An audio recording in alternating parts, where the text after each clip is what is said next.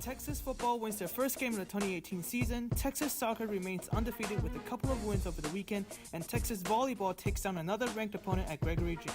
We kick off a brand new year next on College Press Box.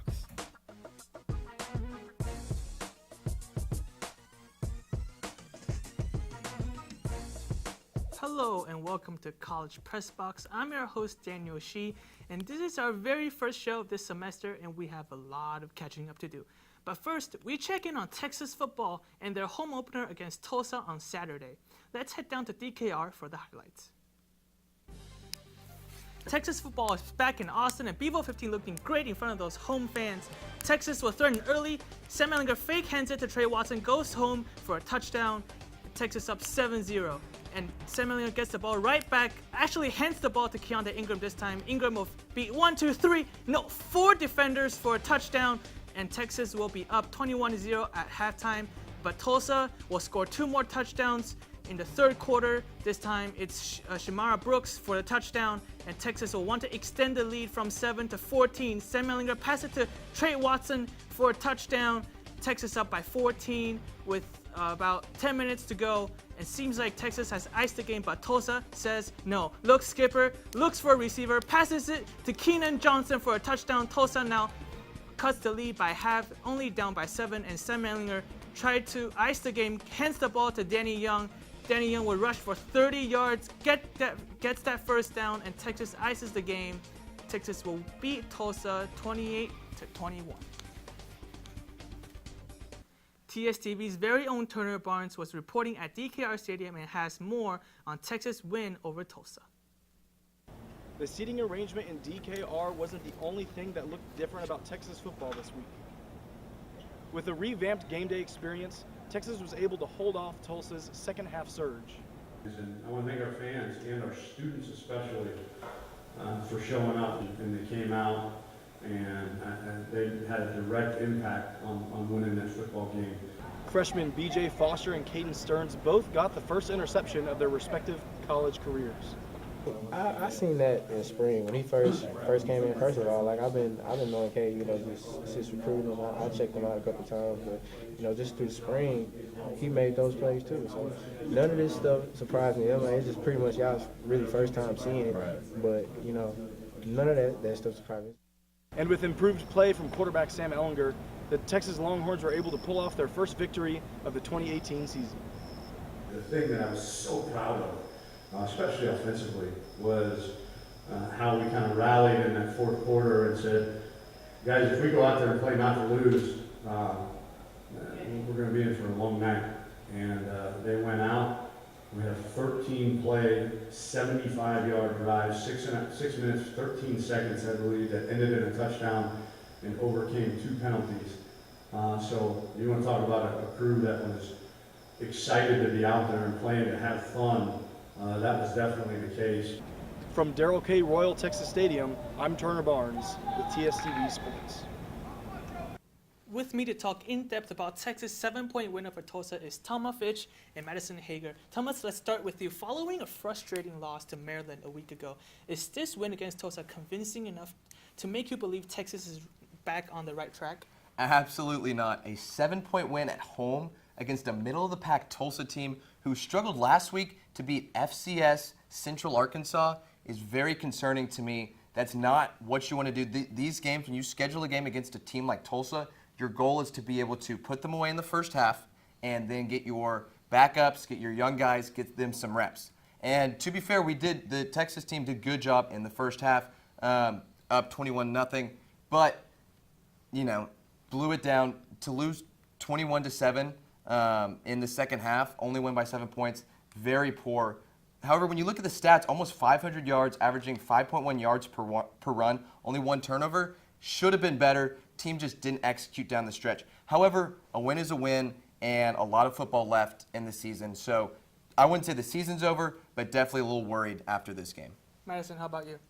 Daniel, as of right now, I'm going to have to go with no. Right now, Texas is playing tight and is scared of messing up and also not playing to their full potential. First of all, Sam is not going through his progression on pass plays. And second, the offensive line is really hurting right now due to the 2 injuries.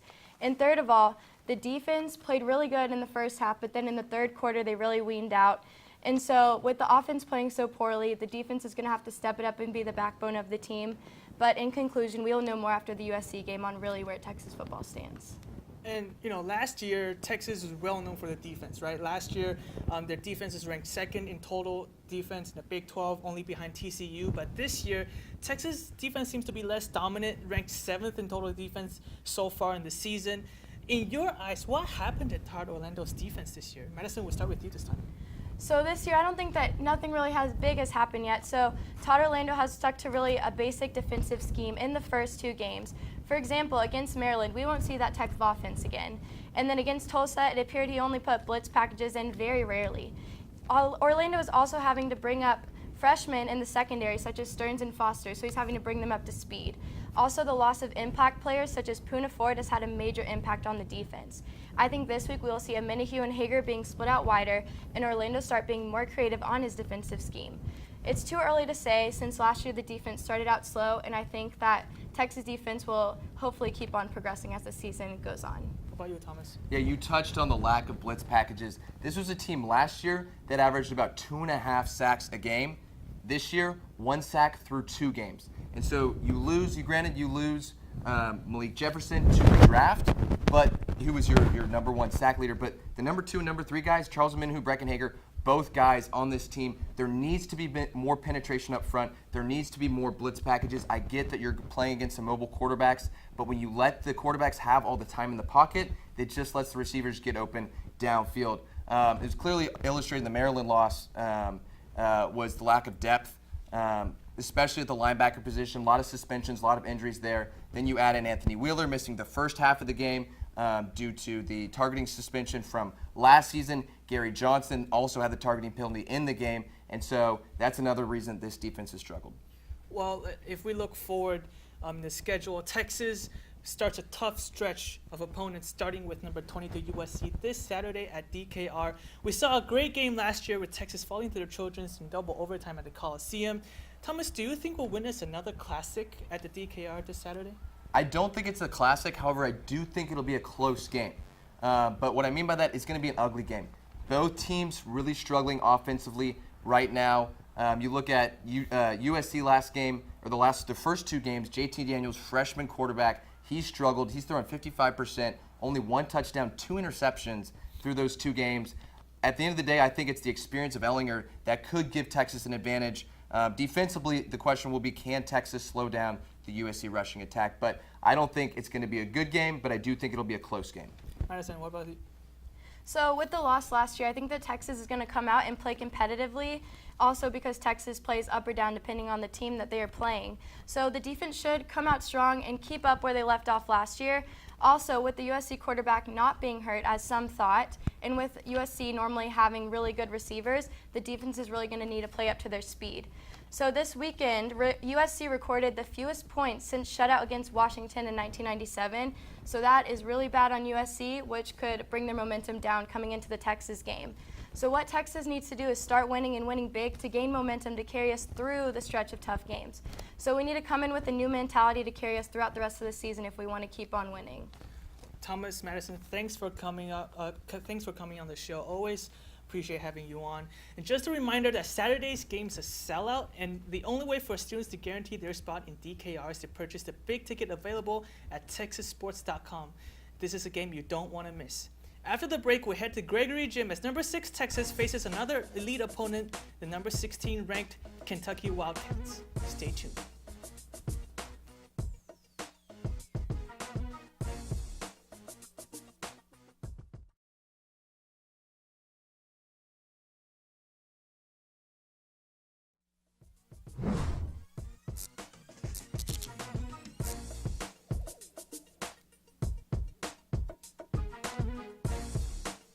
Welcome back to the first show of the semester. Texas volleyball came into Gregory Gym on Friday with a 4-1 record, losing only to number 8 Wisconsin. They faced another ranked opponent in Kentucky in front of 3,700 Texas fans. Number 6 Texas will lose the first set but win the next 3 sets as they take down number 16 Kentucky. Our own Justin Morris was on the ground to tell you more about the Horns' victory over the Wildcats.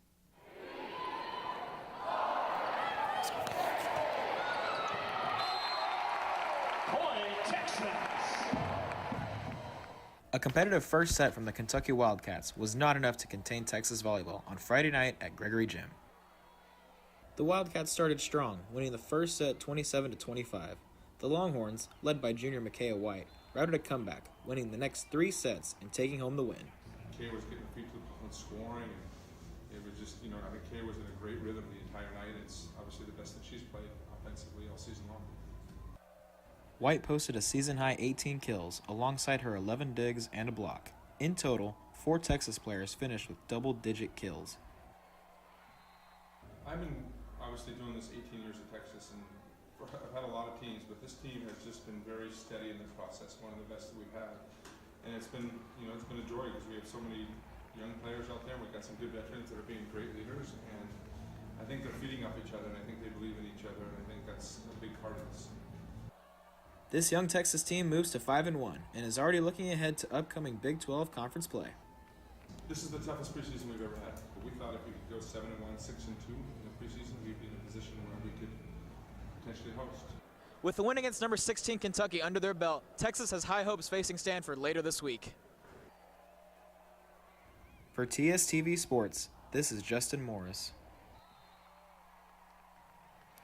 Joining me right now is our college volleyball expert, Nick Kuholt. Nick, which Texas player impressed you the most last Friday against Kentucky?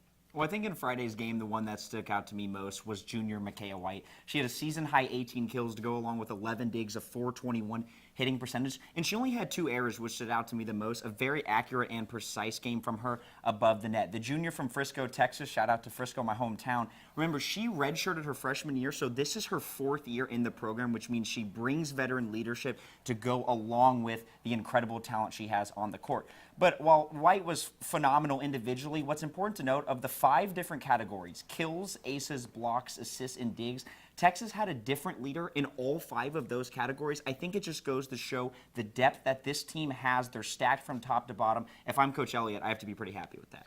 Well, Texas seems to have a much more improved defense from last year, in addition to a great offense already led by Micaiah White. Has it become a strength for this Texas team to have such a good defense, and how important is it for Texas to have a good defense going forward? Well, it's early to tell to call it a strength just yet, but they certainly have shown immense improvement from last season compared to now. Texas has always been a dominant team offensively, which is okay if you're playing to your strengths, but in order to compete with the best teams in the country, you have to be good on both sides of the volleyball. What's important to note, too, if they play well defensively, that helps your game on the offensive end. It allows you to keep the ball alive, give you more opportunities for kills, and overall just to win more points. So if Texas can continue to play the way that they have defensively throughout the remainder of the season, watch out for this Horns team. Well, if we look forward, Texas will face Stanford twice, and remember last year Stanford eliminated Texas in the NCAA tournament. They'll face Stanford twice this week, once in Palo Alto on Tuesday, or once on Gregory Gym at Friday. How do you see Texas fare against the Cardinal next week, and do you see Texas hosting a regional? Well, right now, just looking on paper, Stanford is the better team. They have only 1 loss this season. I know Texas does as well, but Stanford's 1 loss came to BYU, who is ranked #1 in the country. They lost in 5 sets, and it was on the road in Provo, Utah. Last weekend, Stanford swept #5 Penn State. Then they took down #1 Minnesota in just 4 sets. They're playing their best volleyball right now. They're dominant at home. They have a ton of momentum, so especially tomorrow night's matchup is going to be Texas to come into Palo Alto and leave with the victory. Friday is going to be the real test for the Longhorns, or in this more important, I guess, in the sense of that they're playing in front of their home crowd. It gives them a better advantage to take down Stanford. I think if they can win at Gregory Gym Friday night, it gives them a huge resume builder. It also gives them a momentum boost heading into Big 12 play, which starts next week. And as far as the regional goes, you can never count Texas out of hosting a regional. They always have the talent and skill and coaching by Jarrett Elliott to get them to that point. Last year, remember that controversial seeding where Texas didn't get that top 4 spot. This year, they're just as talented as they have been for years now. They have to take care of business in the Big 12 just as they have. They've won the conference 9 out of the past 11 years. If they do that, and if they run through the Big 12 just as they did last season, going 18-0, if Texas does that, or even losing just 1 or 2, I definitely think they can host a regional. Man, there isn't a sport that you can't talk about regarding Texas. When we come back, we welcome back Madison Hager, and we will analyze Texas' undefeated season so far for soccer. Stay tuned.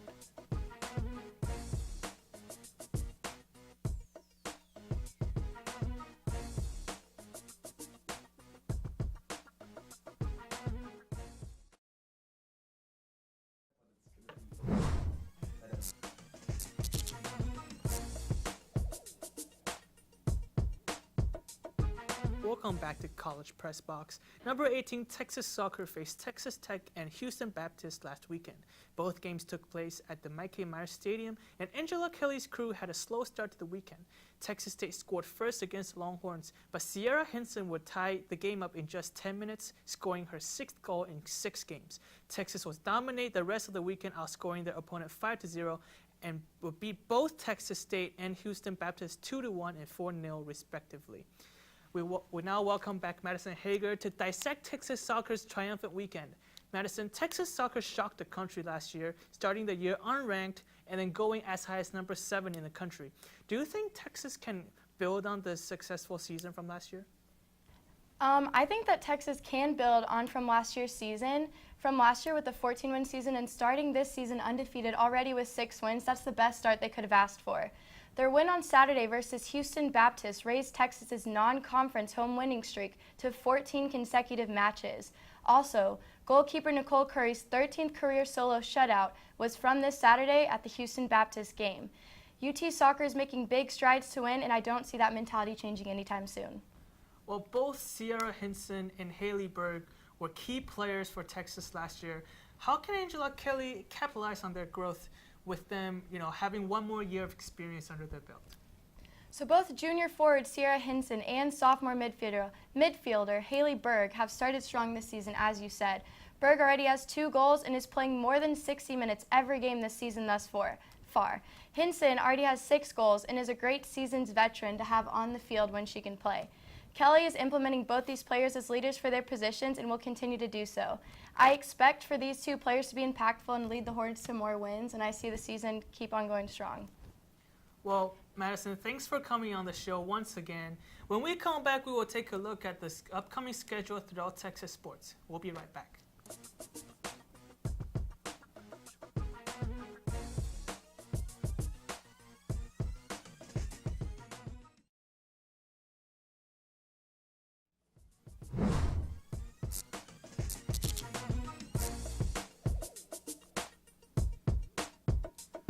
Last time tonight, welcome back to the first episode of College Press Box this school year. Let's take a look at what's coming up this week in Longhorn sports. On Tuesday, September 11th, number 3 Texas volleyball will face number 2 Stanford at Palo Alto, 9 p.m. Central Time. You can catch that on Pac-12 Network. On Friday, September 14th, number 18 Texas soccer will face UT Rio Grande Valley, 6 p.m. Central Time, and you can catch that on LHN. Number 3 Texas volleyball will face Stanford again on Friday, and they will be at Gregory Gym at 8 p.m. Central. You can catch that on LHN. On Saturday, Texas football face number 22 USC at 7 p.m. Central. And just another reminder that the game is actually sold out. For a student, if you want to guarantee a spot at the game, you can buy the big ticket at texassports.com. If not, you can also catch it on Fox. And again, the game's at 7 p.m. On Sunday, September 16th, number 18 Texas soccer face Northern Colorado, and that game will take place at 5 p.m. Central. You can catch it on LHN. That will wrap up tonight's episode of College Press Box. We won't be airing a new episode of College Crossfire this Wednesday, but those of you who are interested in joining TSTV this semester, we are hosting our first general meeting this Wednesday at 7:30 in Burdine Hall. Don't forget to tune in next Monday for a brand new episode of College Press Box as we break down Texas football's game against USC. From all of us here in the studio on Master Control, thank you for spending your Monday night with us. I'm your host, Daniel Shi. Have a wonderful evening.